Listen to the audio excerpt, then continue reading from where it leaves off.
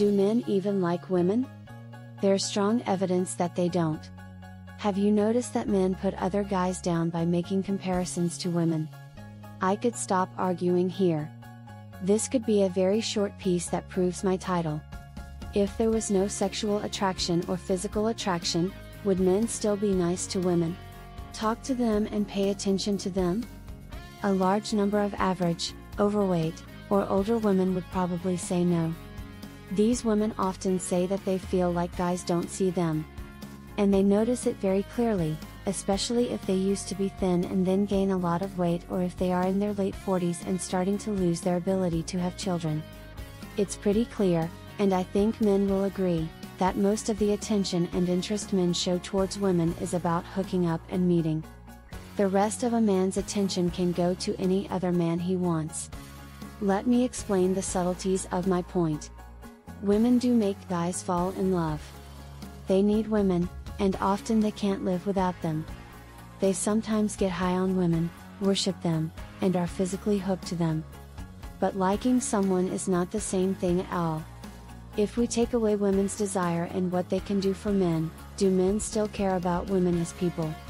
Men don't really like women for these 5 reasons.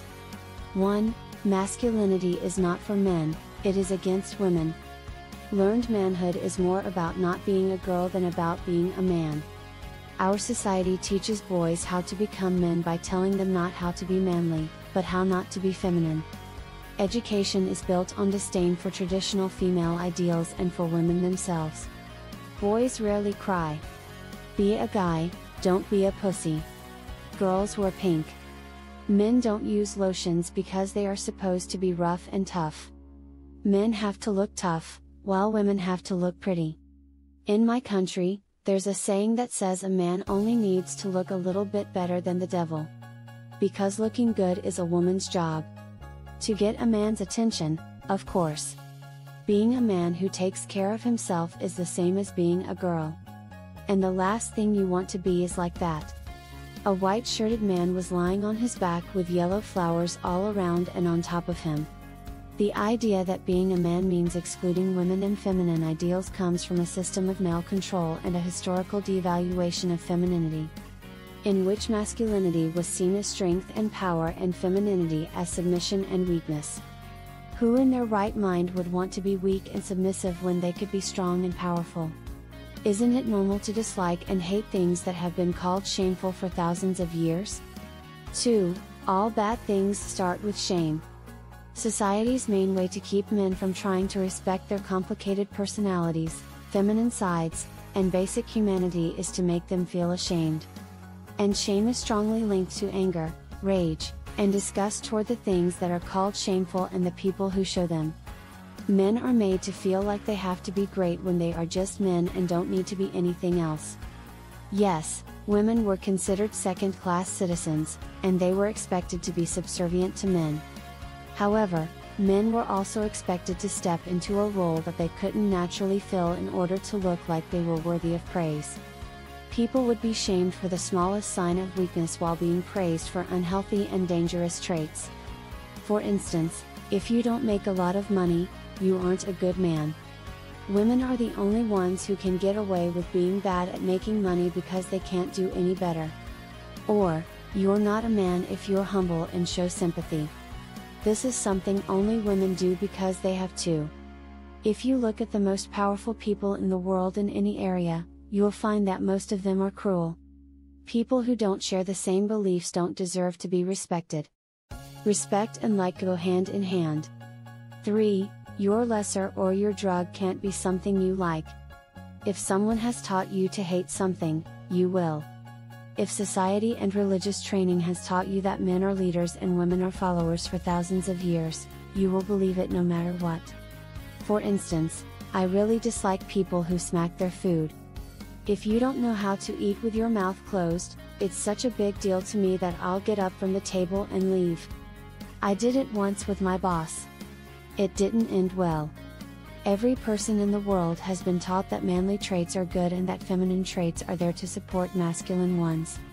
They are nice to have, but they aren't as good at other things. It's only normal to dislike things that aren't as good. When you realize that you have some of these bad qualities, you start to hate yourself. And when you realize that you're drawn to and maybe even dependent on and obsessed with people with these traits, you hate them like a drunkard hates his morning vodka while still wanting it. Here are some real-life examples of why guys don't like women. Men don't hang out with women if they can't have sex. They like to hang out with and be friends with other guys. Sean is my friend. We used to have a lot of fun together.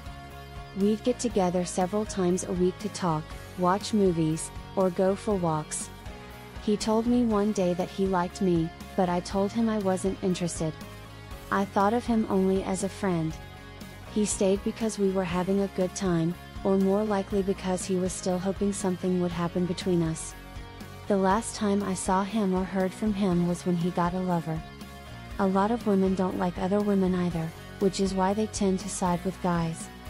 They were told that being male is good and being female is bad. Some women choose to be more manly, possibly because they've seen that the masculine traits that society values help people move up in society or just get things done.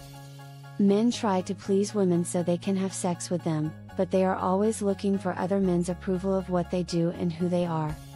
So, they have the newest gadgets, the most expensive cars, the biggest yachts, and the biggest bodies. Women don't care about having the newest tool or the biggest muscles. What they care about is having a healthy, natural body. Strength, stamina, and the ability to do things. Men, on the other hand, are drooling over some guys at the gym whose veins are about to pop and whose muscles are bulging out of their t-shirts. They wonder why they aren't swarmed by women when they look like that. Men don't have women they look up to or want to be like as role models. If you ask any guy who his female role model is, he'll probably say his mom, who is the sweetest and most selfless woman on earth, or his wife, who raised his 5 kids and hasn't whined a day in her life, a model of strength and virtue. Do you see a pattern? He admires women who do something for him, but I can promise you he doesn't want to be like them. They aren't his role models, but he respects what they've done for him. There are a lot of other cases, and if you can think of any, please write them in the comments. But instead of focusing on the bad, why don't we take a more relaxed approach and give each other a chance at real, respectful, and rewarding relationships? How can we hang out? It won't be easy, but it will be worth it for both men and women. In theory, men should want to get rid of patriarchy just as much as women do, because if they did, their lives would be so much better. In fact, though, ages of patriarchal training weigh heavily on the shoulders of mankind, and delusion and shame are the 2 biggest things that keep men from changing.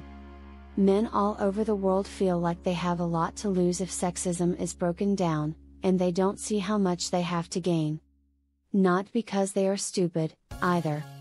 Men are not stupid. They are very set in their ways, though. They are so programmed to reject, blame, and not understand or even notice things like sensitivity, letting go, dialogue, being yourself, allowing, equality, feelings, etc. that their first response is violent rejection. Yes, all guys are people, and they have feelings just like women do. But because they've been made to feel bad about their feelings, they can't see how dealing with them can be good. Because of this, guys today are in a very tough spot.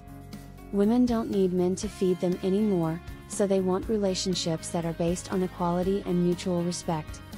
But women's beliefs have been taught to men that they don't deserve respect. Because of this, more and more women are deciding not to get involved with guys. Men are angry and resentful, and they are trying to stop women from becoming financially and emotionally independent. In the long run, guys will always lose. Either they learn to change, or they die. Or they can keep doing what they are doing now, which is to try to take away even the smallest bit of power that women have gained and send them back to the kitchens. Barefoot and pregnant, with a bunch of kids pulling at their skirts, because abortion is illegal and birth control is sold as the devil's pill. Here are some reasons why that won't work this time. The same old, big one, money. From a financial point of view, it's not possible to go back to regular families. One income is not enough for a family to live on. Families can barely make it with just two incomes. The business needs women to work and not have babies that they can't afford to take care of. When push comes to shove, the people in charge will forget about political moves, like banning abortions, that are meant to put some clown back in the office, and will take care of economic needs, like getting women back to work, whether some privileged loud boys like it or not. I wouldn't worry about that too much. I would worry about guys, though. Because if they don't learn to let go of what they already think is cool, they're going to be left behind. If we want to live together in peace, the only thing we can really do is accept that things need to change. At one point in history, patriarchy wasn't made to make people happy, but to help people stay alive. That time has long since passed, and the system is now broken, bringing everyone down with it. People have been sad since the beginning of time because of gender roles. We need to let them go and accept each other and ourselves for who we really are, no matter what gender we are. No one has traits that are only male or only female. No matter what part we are given, we are much more complicated than that. Even the idea that you can put a male or female name on a character trait is wrong. We use it because we don't have a better word and because it's fun to talk about, but based on these ideas, I can say for sure that most women I know are much more manly than most men I know. Why limit us to ideas that make us only half of a whole when we can be both masculine and feminine and everything in between? Why shouldn't we choose our own roles instead of letting some guys who don't know anything about women or themselves tell us what to do? We need to change our brains and learn how to see the world differently. We need to learn how to like vegetables, just like a child who grew up eating fast food. We'll find out that not only do they taste good, but they're also good for you if we stick with them long enough. Just like women,